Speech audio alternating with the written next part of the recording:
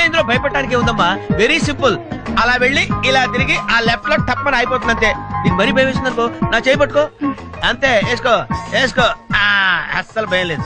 A few moments later. భయంగా ఉంది మా చారి గారు ట్రై చేస్తున్నారు.